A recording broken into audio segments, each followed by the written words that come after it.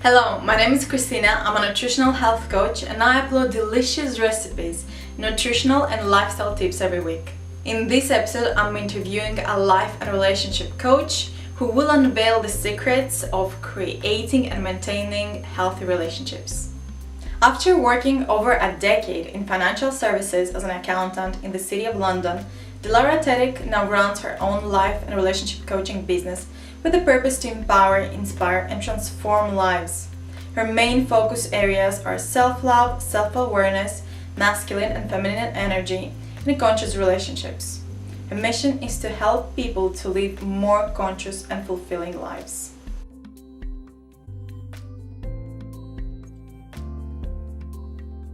Dilara, welcome to my channel. Thank you so much for being here. Absolute pleasure. Thank you, Christina, for having me. Pleasure, my pleasure.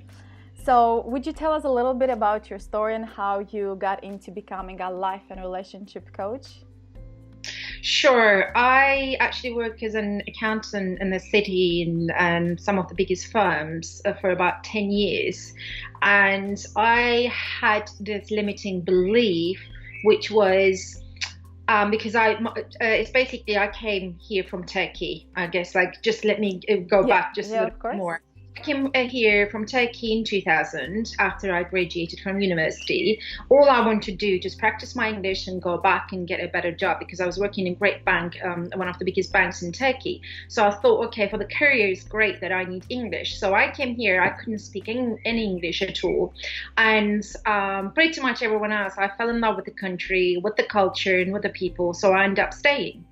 And part of me always, even though I study economics, I wanted to study psychology, and I don't know why I've done it, but I've always been interested in personal development, psychology books and everything else, like how our minds work.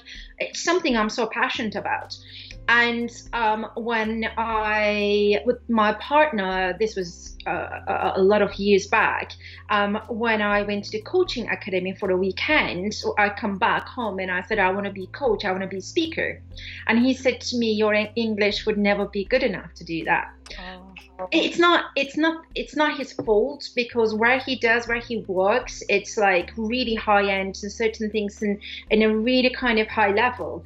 But I took it as something that too seriously maybe, and literally, and I allow that to become part of my identity, where okay, I'm a foreigner, English is not my first language, that means I can't coach, I can't do certain things. So I went a completely different direction. So I thought the easiest thing is, I'm really good at it, is numbers, so I'll become an accountant and work. But it's like, that's not your calling, and you keep doing it, and the worrying thing is you become, you get promoted, your salary increases and everything else, and then that's not what you're supposed to do, but everything is just so good, and the things that you're going to lose or risk to losing, it's much bigger the more time you spend. Your salary is higher, you get a mortgage and things like that.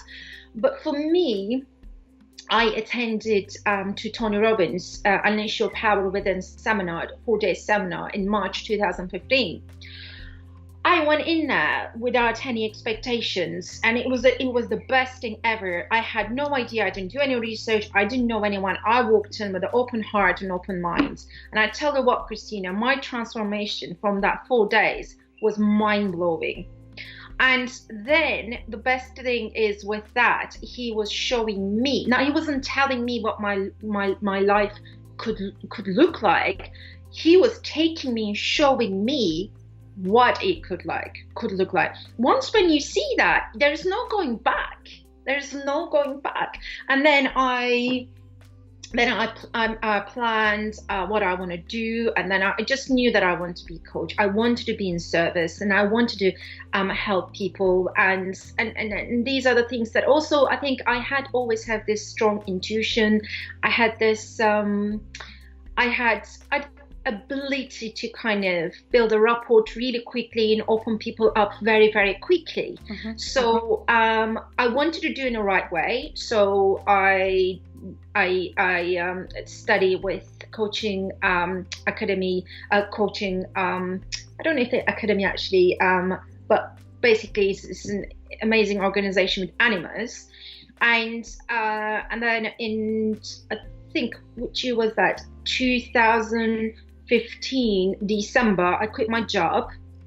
I've done some savings and some on the side, so I didn't want to kind of like take a massive risk. But then again, it was a risk, and then I literally dived in like really, really deep. That's I'm one of those people that there's no gray in me, either black or white. So either no, I don't want to do anything to do with it, or I'm like, yeah, let's do this. So I trained, and then I start to do some mini workshops and meetups and start to give some talks. And then what I realized that a relationship thing was so passionate for me, and it just become some sort of like my strength as a coach, and people start to come to me for relationship coaching, relationship advice, and more like conscious relationship. Though I just want to make that clear, I don't do necessarily like pickup kind of dating. It's more conscious dating, conscious relationship, the main relationship we have with ourselves. So it was a bit of an interesting journey, but when I look back, all the things that I've done in the past, it's now all the dots are connected, and it's been an amazing journey, and it's just getting better and better each day. Yeah, and I can witness that, and I can vouch for that. Like, you're doing really great. So what does make a healthy relationship? What is considered a healthy relationship nowadays? Healthy relationship is where two people completely independent, and the people have the awareness of what's going on for them deep inside. So two people who are willing to take 100% responsibility of their actions and decisions, and consciously decide to get together and hold space to each other to breathe and grow together. Because ultimately, if two people completely different, two people coming from completely different backgrounds, unite with love and trust and whatever their relationship base. So of course, one person going to change and the other one going to change as well. So the important part is to grow together, but give each other space to do whatever they want to do without any judgment, criticism, and each partner accept each other without any questions, without judgment, without questioning. Because when we feel like we are accepted 100% for who we are, and feel like we can show up with no filters, no nothing, we can speak, whatever we believe, we can actually show up as ourselves, and we know that we're loved for it, we can grow. And then it's the relationship, it's just will be in the level that it's so strong and it's so powerful, and and also the main base should be really a solid friendship. So how can we improve the current relationship? How can we make and grow in the current relationship? What do we need to understand first? First of all, we need to understand ourselves. In the relationships, the interesting thing is the more I work with clients, the more I do researches, what I realize that we get into, I don't want to generalize it, but some people get into relationships always expecting something from the other person, or the other person complete us or give us the love that we always wanted. But the key is we need to be complete ourselves and very comfortable in our own skin, and really accept ourselves for who we are, with our light, with our dark, because we all got those, both sides. The things that we don't like about ourselves, the things that we really like about ourselves. When we are very comfortable in who we are, then we can have a better relationship with our partner, with other half, some people call it. And and someone in the current relationship, what I would suggest to have very intimate, open, and honest conversations where both sides are to be okay with being vulnerable. When I say vulnerable, the things that they don't normally share with anyone, maybe they haven't even been sharing with their partner. So maybe there was part of it was a little bit of a disconnection, that where they couldn't put the finger on it, but vulnerability and holding space for each other while the other person is being vulnerable or going through things is actually what makes a relationship very, very strong. That's what I would suggest. That's really nice. So we just need to improve the relationship with ourselves, to understand ourselves. And I guess what happens then? So if we understand the relationship with ourselves, then we don't have any expectations from the other person. Is that exactly? And also it really helps us to communicate, because many times we feel, especially this happens to women a lot, we expect men to understand. It's like, why don't you understand? I just made it very clear. But men doesn't communicate like that. Men really sometimes need a very, very, very clear instructions and explanations. So when we understand ourselves, when something is upsetting us and triggering us, something we don't like, we can easily have that communication and say, look, when you do this, or when you talk to me this way, or when you react this way, I feel this way, or it makes me feel like this. So that word, that sentence itself, it's super powerful for the communication, because there is no blame, there's no judgment. As all it says, when you do this, it makes me feel this way, i.e. I'm taking full responsibility. So I'm not saying that you make me feel this way, but what you say, it makes me feel this way. So then the other person could actually do something about it, because, she or he knows that she's not being judged or being criticized, if it makes sense. No, that makes absolute sense. You're right. It applies for any kind of relationship, even on the friendship. Rather than saying, why did you do this? Like, how can you do this to me? Or say, I can't believe you've done this. Instead of saying, those kind of words and just more finger pointing and blaming, if we say that, okay, I know you don't mean this. Maybe you're not even doing this consciously, but I just want you to know, when you do this, when you say this, it makes me feel this way. It's one of the most powerful, actually, sentence anyone can use for a powerful conversation and connection with someone. You're right. We need to express ourselves more clearly than we do. But the only way we can do that, we need to know ourselves, who we are. So then we can express ourselves the best way possible. So in what type of relationships do we grow the most, in your opinion? Where there are a lot of freedom in that relationship. The freedom where if somebody wants to go somewhere else, for example, separately, or wants to do things, there is no kind of, no, we have to do this together. No, this has to be like this. There's no kind of rules. There are boundaries.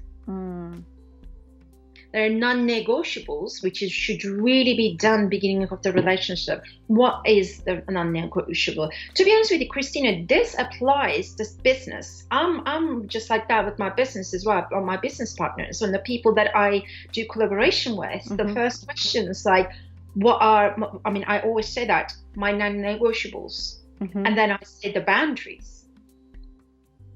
So then, and there's both sides understand what's going on, and especially on the growth side of it, when we actually each other's biggest fan in the relationship, whatever the other person might be, it really helps the other person grow as well. When we have that support, when we have like someone has our back, and we know that we're free to do whatever we want to do, and it's not going to change anything, it makes that relationship very strong, and both partners grow the way they want to grow.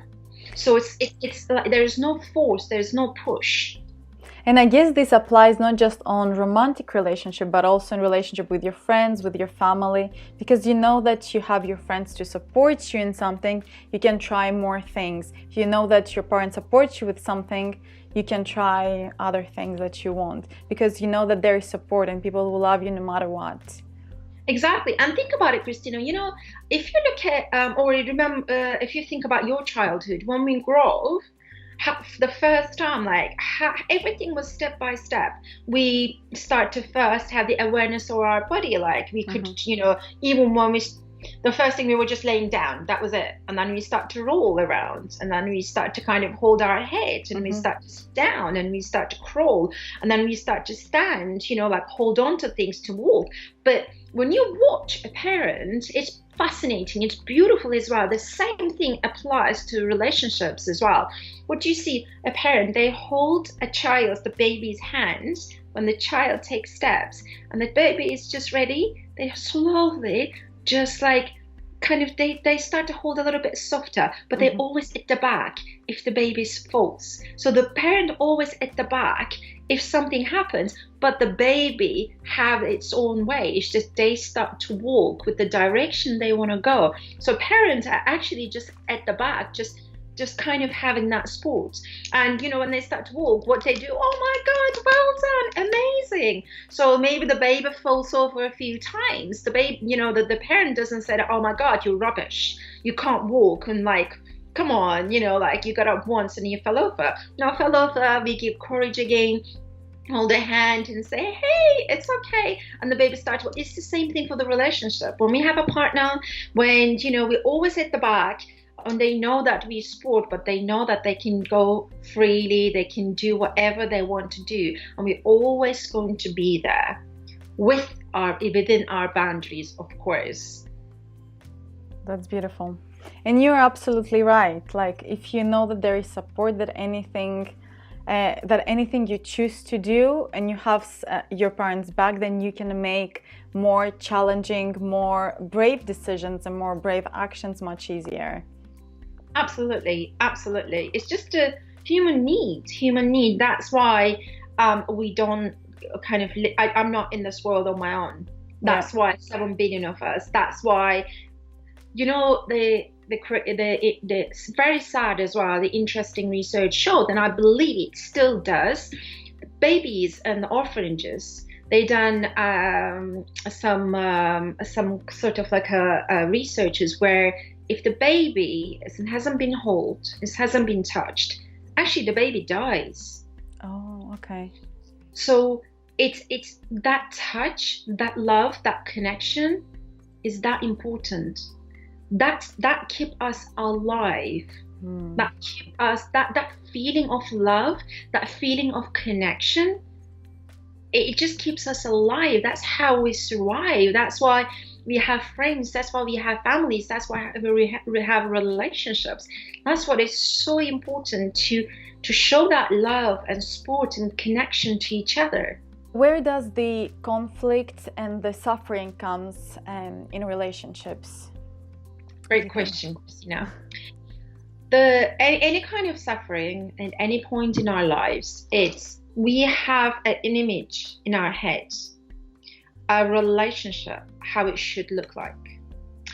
And that image generally don't even belong to us, because we grow up, say, I give an example from myself. Let's say I grow up in a family where I see mom and dad very happily, and they always show each other how much they love each other, they appreciate each other. So and they together, like there has never been separation. It has been arguments, but it's been very, very handled in a very healthy way. So my world of the relationships and what a relationship would look like or should look like would be just like how I grew up in that household. Mm-hmm. So, a healthy relationship where, partners discuss and, just the loyalty, one partner, and those kind of things. So, but what would happen is that if that's my image, but also the whole Hollywood movies, the romantic comedies, the rom-coms, sometimes it's good, but sometimes it really gets the expectations so high. There has been research as well. It's interesting, especially on women, like female, the way a female's expectation of a relationship, a lot of it is actually very much like a Hollywood movies. Mm-hmm. Like prince and shows up and then they bump into each other, their eyes just cross in the room and they fell in love, they just knew, and that was it, happily ever after. So if that's the image I have in my head what a relationship should look like, and when I get into a relationship, if it ends or the person that withdraws from me or start to act in a different way, or wants to separate, or any kind of way that I don't expect, not in my reality, in my world. So my world, the way I see the world and the relationship is not going to match with the reality.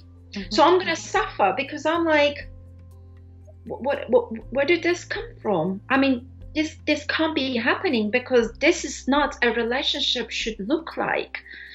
Where is it going wrong? So it could go three ways. I could blame myself, which would affect my self-worth and self-confidence. Mm-hmm. I could blame the other person, my partner, where it could create a separation because he would feel judged. Or I could just think like, the whole relationship and thinking like, oh my God, the whole thing that I ever believed, it's not true. And then I could end up making some decisions that, none of this stuff is for real. And then I stop trusting people in the future.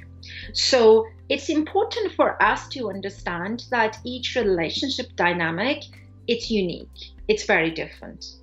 It's very different. Mm-hmm. So having the kind of vision and how we want to show up in the relationship is great, because clarity always is great, especially for the manifestation side of it. It's really, really important.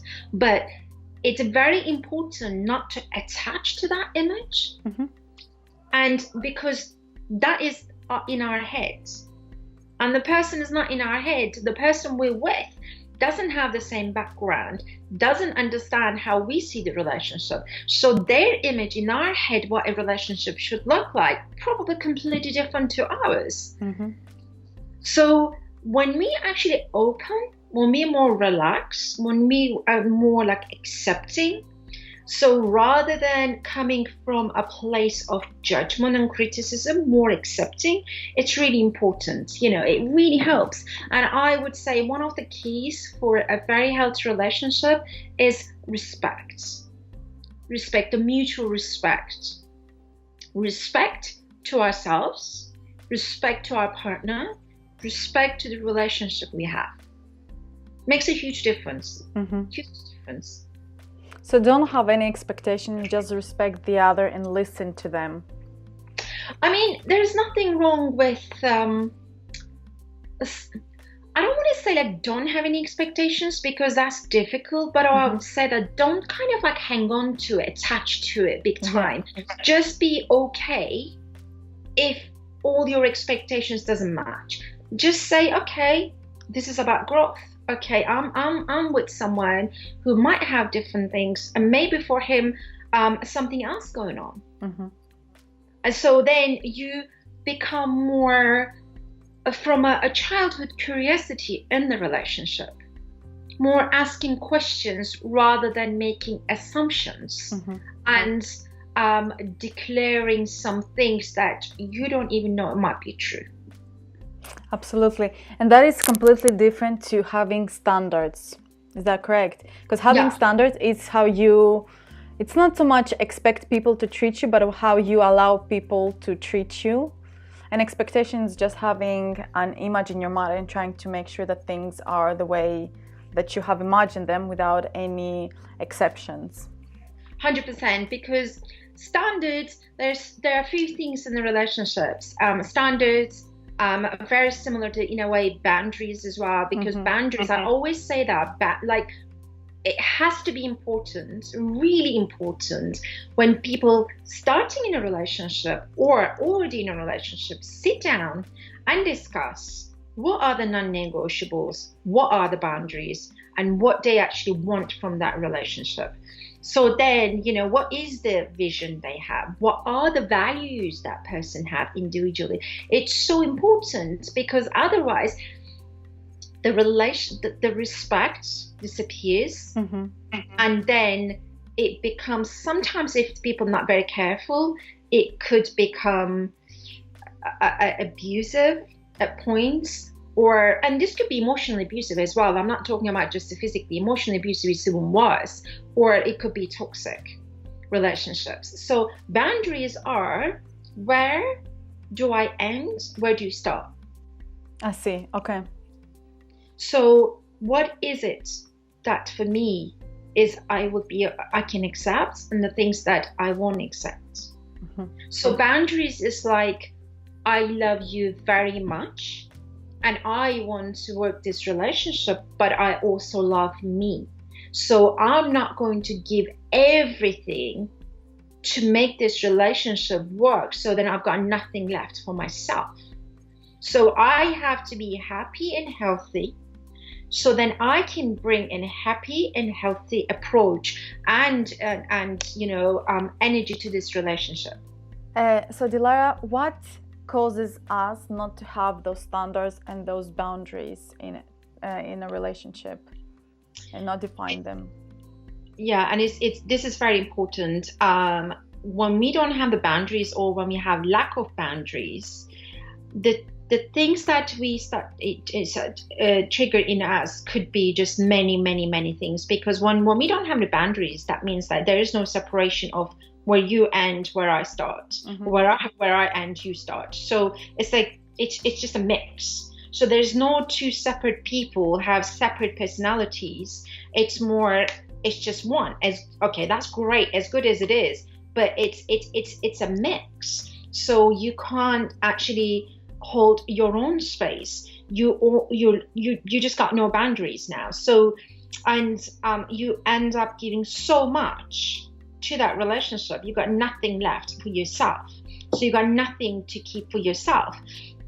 But what the kind of like the end results would be, we could have a sense of like abandonment. But abandonment, most of the time people think that's coming from other people, which is a concept of like, oh, someone leaves you, or you just feel like no one is there for you. But I always say that when we abandon ourselves in that relationship, that's actually worse than if we experience abandonment from someone else.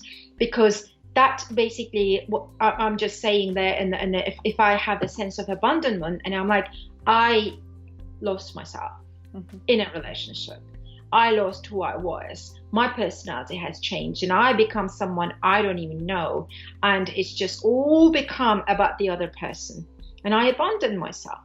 So it's very important to take care of ourselves, and that's why conscious relationship comes in. So then you can be conscious of what you bring to that relationship, what that relationship takes away from you. And that's, I know it's not part of the question, but it's something that I actually love to raise as well. Yeah, sure. When something goes wrong in the relationship, people really focus on to forgiving the other person, which is as good as it is. But I always say this, the first person and the main person we need to forgive is ourselves. So we need to forgive ourselves to not to have those boundaries. We need to forgive ourselves to feel like we failed the relationship. We need to forgive ourselves to feel like we made a mistake. it was our fault. All that suffering we put ourselves through, we need to forgive ourselves. This is just so key, because a lot of people just focusing on the forgiving other person. But when we forgive ourselves truly with that, it's like forgiving the other person is going to be a byproduct, if it makes sense. Absolutely, yeah. So important. Again, Christine, is going back to the same thing. So all I'm saying is actually in here, everything we want from the other person, we need to have it first. So if we want love, we need to love ourselves first.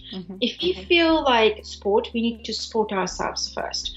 If we feel we want to be forgiven or something, we need to forgive ourselves first. If we feel like we don't want to be alone, we need to actually be there for ourselves first. So all the main relationship we have is with ourselves, then with others. So the relationship we have with ourselves, when it's as healthy as possibly can be, whatever might be, so then we can actually have a healthy relationship with others. So it all starts with us, really. You're absolutely right, because we most of the time we're looking for things in others to complete us, to make us happy, but actually they're not found outside of ourselves. It is within us. Also, look, listen to this word, what we're saying, someone to complete us. What does that mean? I'm not complete. Yeah. I'm not complete being on my own. It's not true though. It's not true. Someone else doesn't complete me. I complete me, but I want to be in a relationship. I don't need to be in a relationship. I see. I make a conscious choice. I want to share my life with someone, but I don't need to, because I'm capable of doing that on my own. I don't want to feel that feeling of loving feeling from someone else, but I don't need it because I love myself anyway. So that's not coming from anyone else. So no one really completes us. So I always believe that it's not like two halves come together. It's more like two wholes actually come together, and then they become so powerful, like even more powerful than they were when they're I don't want to say on their own, but when they were kind of like just single. Yes. Yeah, and you're absolutely right. And this has been a really great interview. I really enjoyed talking to you, Dilara. We are coming to the end, and just before we close, I would like you to tell us where we can find you. If someone's looking for you just for health coaching or just to get content from you, where can they find you? First of all, thank you so much for having me, Christina. I love what you do. I love what you stand for. We had a few chats before. I love that you're very passionate and you got a very strong head. I love that. So thank you so much for having me. It's been an absolute pleasure. Where people can find me, I'm super active on social media, especially on Facebook. I have a fan page, but also I got my personal page, also got my website. So if the website, they can find both links from my website, is www.dilaratetik.com. It's not as up to date as it should be. It's not that many of my events or my works and speaking engagements has been there, but at least they can have some idea about me. But the best place probably just maybe add me on Facebook as a friend. They can find me, Dilara Tetik. If they want any kind of thing, if they want a relationship advice, I have a private group I'm running, so they could reach out to me. They can email me and I can add them. There's no selling or anything there. I think you might be in that group. It's just pure content. And anyone can ask any questions. So they are the probably best places to find me. Perfect. And in the description below, I will link to all of your details. So we'll have your site, your Facebook group. So anyone that wants to find you very quickly, they can just access through that information. If you like this video, please give it a thumbs up. Comment on the section below with your thoughts, share it with your friends, and do subscribe because I upload new content every week. See you in the next episode.